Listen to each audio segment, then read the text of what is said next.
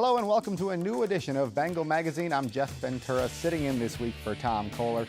Exciting show ahead of us today. We'll open the show with the women's hockey players Katie and Kacie Olejarski, a sister act from Rockford, Illinois, followed by men's basketball coach Fajri Ansari and senior guard James Tyndal. In our final segment, we'll welcome women's basketball coach Sue Roarke and senior center Shareese Hamer. We also have a special feature today, men's hockey coach Nick Carriere, a special look at his bloodline prepared by feature reporter Jennifer Lalley. In a minute, we'll be back with women's hockey players Katie and Kacie Olejarski.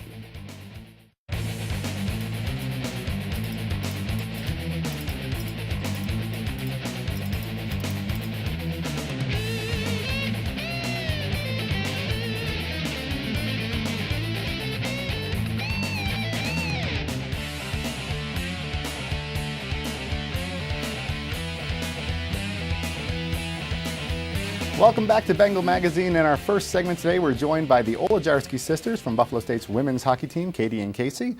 Welcome to the show.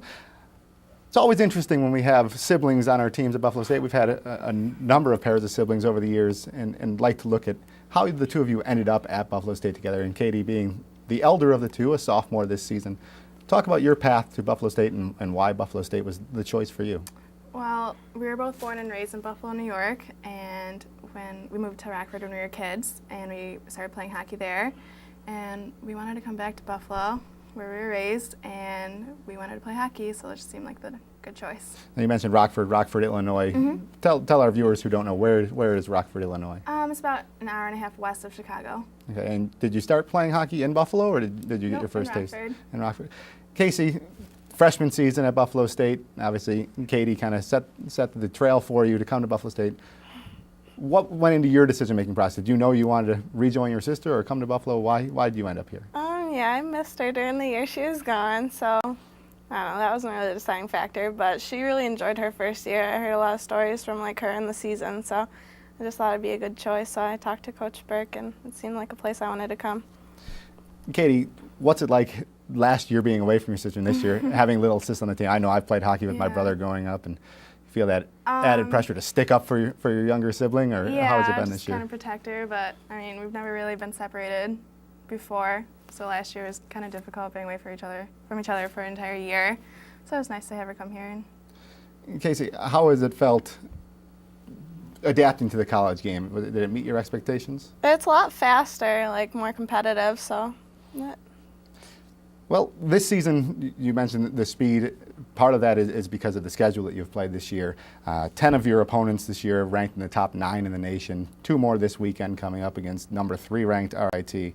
A great experience for the team this year with just one senior, a young group. Katie, talk about the progress you've seen the team make and what the value you think there is in playing such a difficult schedule. I think we made a lot of progress just because we learned so much from each game that we play. We learn what our weaknesses and what our strengths are, and we try to play up our strengths, so it's probably one of the good values. Kacie, similar question to you. Where has your game come in this past year? It's a lot faster, a lot of tougher competitors, so we just gotta not look at how tough our competitors, but how tough we can play against them. Right. So. And I understand there's been a bit of a speed bump for you along the way with an unexpected surgery back in, I believe, what was it, October? November to kick off the season. Just tell our viewers what you've gone through this year. It was tough. I've never had a tough surgery before. I've never had a surgery. So having that, it knocked me out a month of hockey. That was your appendix, I believe? Yep, I had an appendectomy. Yep, but. So, and going through, again, playing without your sister then at the beginning of the season, talk about where your game has come in 2 years. Seen obviously good progress as a part-time assistant coach last year. I've seen your game progress. And where has your game gone, and what are your best skills, do you think? I definitely think I've gotten faster because the competition is a lot faster here, and you have to play really smart here. So I think I've become smarter and a lot faster. Well, part of the balanced scoring attack this year, and one of the big improvements of the women's hockey team this season is scoring is up, and where that scoring is coming from is obviously up with a more balanced attack this year. So I appreciate both of you coming on and wish you the best of luck as we wrap up the regular season. Hopefully it's just the end of the regular season this weekend at number 3 RIT with a pair of games this weekend. So good luck this weekend. At this point, we're going to break and show a segment prepared by feature reporter Jennifer Lalley on the bloodlines of men's hockey coach Nick Carriere. Jennifer Lalley for Bengal magazine. Today I'm at the Buffalo State Ice Arena getting to know the head coach of the men's hockey team, Coach Nick Carriere. Coach Carriere grew up in a hockey family. His father, Larry, was a former player. We began our conversation talking about his father's history in hockey. Yeah, he played, he was drafted by the Sabres in '72 in the second round. Ended up coming in and playing with them through the 74-75 season when they went to the Cup and the Fog series and all that. So he was with the French Connection and those guys, and it was kind of a pretty special time, here in Buffalo, being with that team. Got traded to Vancouver. That's where my sister was born in Vancouver, and he played in Atlanta, which are the Calgary Flames. Now used to be the Atlanta Flames, and then ended up finishing up his career down with Cincinnati in the American Hockey League, and then up a couple games in Toronto with his old coach Punch Imlach. So probably finished up around 80. Larry had an exciting and fruitful career. Nick touches on Larry's unique path as being a reflection of his strong family values. He had a great career. He was one of the only Canadian university players to actually make it to the NHL right out of Canadian University, which was a lot different from a lot of the other guys that would just play junior hockey and get paid and that sort of thing, where it was very important from his family to get his education, get his degree, and also be playing at the same time. I had the opportunity to speak with Larry on the phone. He shared with me the memories he has of Nick's journey and the car rides they shared to Nick's Pee Wee games. I remember we used to, probably have to leave at about 5 o'clock in the morning just to make it to practice. It was pretty far away, and he was obviously just coming back from games, so he wasn't getting too much sleep either, and I was a miserable kid, so I was dealing with that how I could. But we'd work on our multiplication tables, mine, not ours. He would test me, and that was kind of something fun for us. But it was a neat half-hour car ride.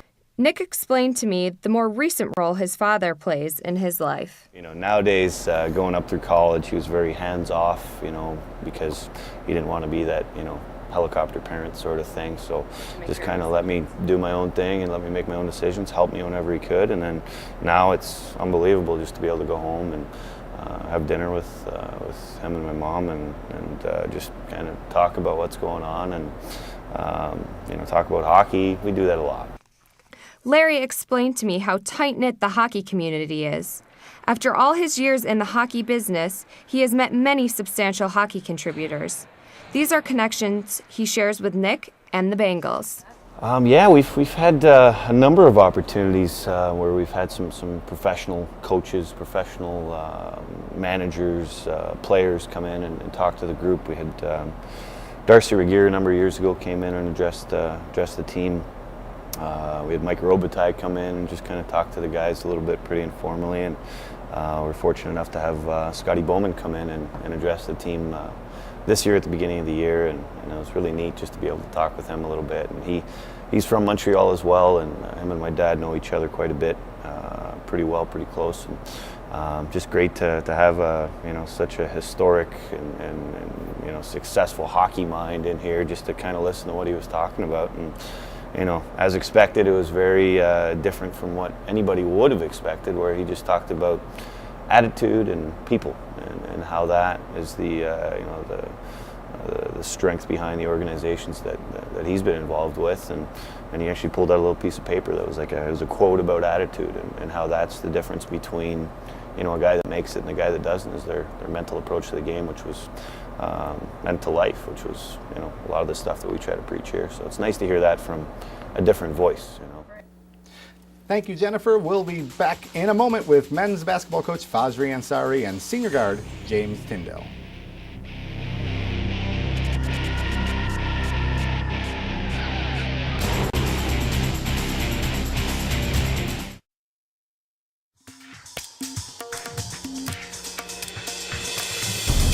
Welcome back to Bengal Magazine. In this segment, we hit the hardwood with men's basketball coach Fajri Ansari and senior guard from the Bronx, James Tyndal. Guys, welcome aboard. Coach, looking back at 20-plus years of coaching, this has to be one of the stranger seasons you've been through. Starting 0-6 and trying to figure out what's going wrong at that point to an incredible turnaround, winning 13 of the last 17. We're in a position to possibly host a first-round SUNYAC playoff game next Tuesday. Talk a little bit about the turnaround and where this season has come full circle from after the first 6 games. Well, after first we were 0-4, I was just thinking this was just a different position for me, like at any level, and then we actually go on to lose 2 tough games in a very competitive tournament down in Atlanta. And so I had to go through some internal search myself. I said, well, wow, I haven't really been in this position at any level. And I knew at that time it was very important for me to stay focused and positive about the future, because I see how it was affecting the team, losing very close and tough games. And I always felt that I told the players, adversity builds character. And if we just stay strong and keep, faith and confidence over doubt, that we'll get there eventually. And to their credit, they stuck with that. And it's been a heck of a journey. It certainly has. In your 4th year with the Bengals, I noticed the change featured a couple of different things. Again, winning 13 of 17 is an incredible stretch, but the way we've been winning games this season has been different than the past couple of years, scoring in the 60s in a lot of wins. Was that a philosophical change, or was that something that the players just kind of took on?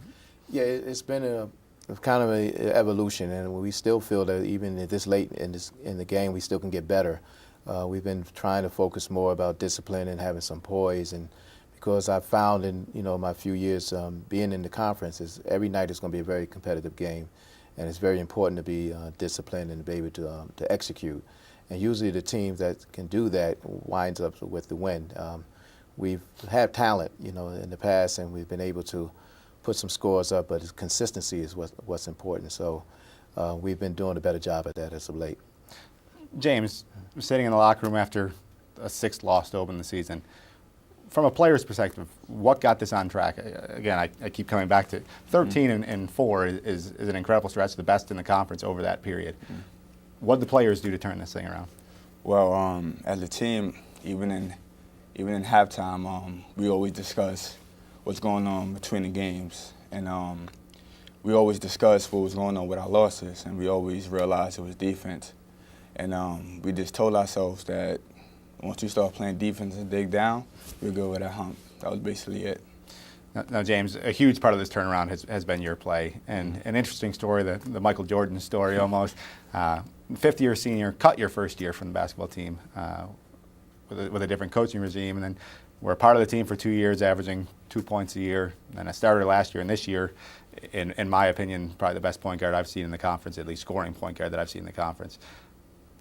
How did your game take off, and did you ever start to lose faith, or how have you progressed to this point in your career? It was a learning experience, especially getting cut my freshman year, because I had my coach call, Dick Bear, and but he never seen me play. So going into tryouts, you might get like a day school thinking you got recruited and stuff. So once I got cut, I knew it was hard work. I needed hard work, and I heard it was going to be a new change with the coaches, so I just said I got to dig down and just step my game up every year, year after year. That's basically what I did. Now, Coach, you've coached James the last 4 years, and doesn't seem to make too many easy baskets. He's averaging over 13 points a game, but some of the most athletic running lanes I've ever seen. What have you seen in his game the last 4 years? Well, he's probably heard my voice in his head a lot, in his sleep. I'm sure he'll say that I've been on him for all 4 years, but he's made progress each and every year. He has a tall task this year because it's tough being a point guard and also one of your leading scorer, because you have to try to decide when to score and when to try to run the team and playmaking. It's not always easy balance, and then pretty much have to check one of the toughest opponent on the other team. Usually most point guards in our conference are fairly good, and so it's no real rest for him. But I'm very proud of him because he does work on his game during the off season, which is very important. He plays and he listens to the things that that we've been talking about and trying to improve and getting more poise and pulling up, and because he has a very good mid-range jump shot, and he's turned out to be a pretty good three-point shooter this year as well. So he's each year he's added a different dimension to his game, and we wouldn't be here without him. As we look ahead now, we've got one regular season game left at Oswego on Friday. A win ensures a home playoff game, first time since 2003. Also the last time the Bengals won the conference championship. Break down, if you can, a look ahead at the playoffs. I'm sure we're a scary matchup for really any team in the conference. But what are we looking at as we look ahead to the postseason? Well, it's a lot of has to do with styles. There's some teams that just like to work the clock and keep the scores in the 60s, and there's a few teams like Oswego and Oneonta, they'll get out and run with you.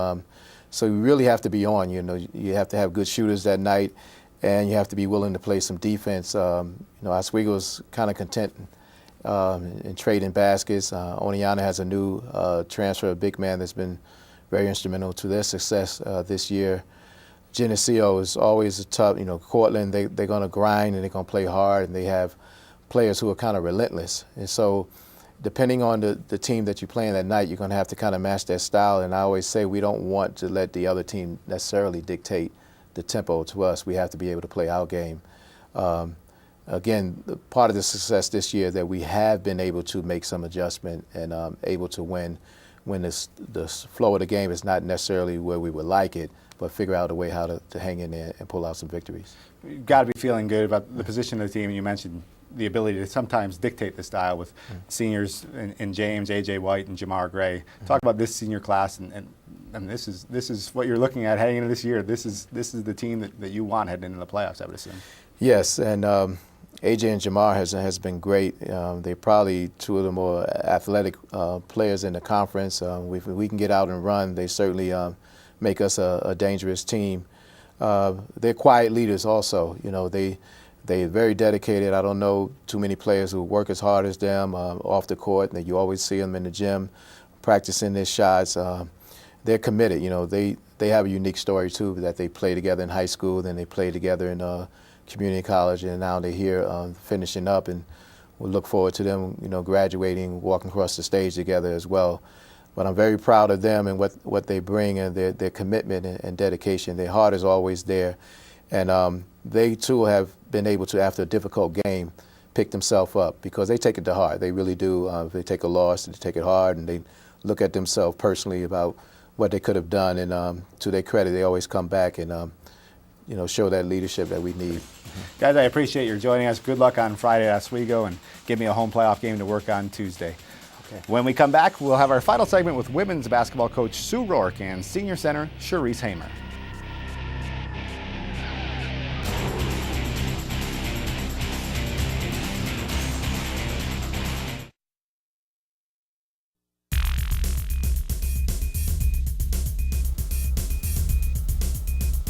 Welcome back to Bengal Magazine. Final segment today, Sue Roarke, women's basketball coach, joins us along with senior center from Erie, Pennsylvania, Shareese Hamer. Ladies, welcome to the show. Sue, the season is winding down, but we're still alive for the SUNYAC playoffs. One regular season game left at Oswego on Friday. A win, the scenario is a win and a little bit of help. Geneseo losses at Fredonia and at Brockport, and the Bengals would be in the playoffs. Talk about the mindset of the team and how you're preparing for this weekend's game. Right now we feel, we have to come out and take care of our business, which is obviously defeating Oswego. And we know our backs are against the wall a little bit, so we got to come out ready to play and have some leadership on the floor and just go at that game and be really aggressive. Now, Oswego was a close loss about a month ago in our building. And this is a team that looks a little different than the Oswego teams of the past. Talk about the matchup a little bit there. Yeah, they have a freshman post player who's done a nice job for them coming in right away and as their leading scorer, and then they also have another post. So they're definitely pretty post dominant with that. They're not the up-tempo style that they used to be. So matchup-wise, I think we definitely match up better with them now. And coming off of last night, a tough 5-point loss at home against Fredonia. Without your big for most of the game, Shareese going down on senior night. Can you update us a little bit as to what happened last night and how you feel today? I feel a little disappointed that I couldn't finish the game. My ankle been giving me problems for like the past couple months, but I feel like I could have helped the team out a little bit more to pull out a victory, but I think they did a very good job last night. Just fell short. Shareese, a senior, the only senior on this year's team, and just looking through your numbers, very impressive numbers. 100 games, 904 points, and then ranking third in school history with 697 rebounds. Looking back at 4 years, and our athletics director, Jerry Boys, you've probably heard him say 100 times just how fast it goes. Yeah. You probably believe him now, don't you? Yeah, I do. Looking back at your 4 years, talk about coming in with certain expectations and where your career has gone. Coming in, I think I've grown a lot. I don't know, I feel like I got better as a player with Coach helping me out, telling me to go left sometimes. I still need work with that, but it's coming along, and I feel like I've grown over the years. Now you mentioned that you're going to be graduating next December. Yeah. Then what? What are your plans, and how are you going to put your degree to use? I'm planning on going to grad school in Charlotte, North Carolina to finish off my business degree and hopefully become a CEO one day of my own business. And then we'll have Tom Kohler send you a Bengal Club application form, and we'll look forward to keeping tabs on you. Sue, obviously, still life left in this season. The nature of athletics, you're always looking ahead to next season, especially college athletics. You mentioned Shareese is going to be leave quite a void as the big in the middle and our only senior, but a young team that got a lot of playing time this year. Talk about some of the returning girls for next year and what this experience this year of playing as much as they did will mean. Yeah, I truly believe we have a bright future ahead of us. You know, obviously we're going to miss Shareese and her scoring and her leadership next year. But like you said, we've had 3 freshmen that have played a lot of minutes for freshmen. So I think that speaks well about experience and being able to make that transition. Recruiting, you know, is the lifeblood of any program. You want your current players to work hard over the summer and get better. But at the same time, it's also about bringing in some other talented players to try and contribute next year as well. And obviously a huge time coming up for recruiting, sectional playoffs starting to begin all over the state. I assume you'll be quite visible over the next month. Do you have your plans laid out for the next month? Sure.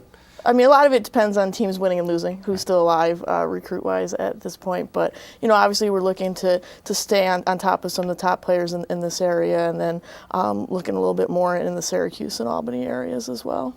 And again, a nice core coming back with the sophomore running your point in Barb Klezak. Your other guard, main guard, is a junior, and then you mentioned the freshmen. Talk a little bit about the freshmen and what they've given you this year. Yeah, the freshmen, you know, because of the situation of not having a lot of upperclassmen, I think, you know, they came in and had to learn under fire a little bit, you know, because a lot of times the freshmen will come in that first year and not see a lot of time on the floor, where, you know, we've had 2 post players and a 3 guard for us that, you know, have the post players have started at different points this year. So I think they've come in and done a nice job with that. Well, good experience, and again, not to get past this season. We've still got some work to do, and wish you both good luck on Friday. Hopefully, Shareese will be able to see you on the court against Oswego, and see where we can go from there. But thank you both for coming on the show.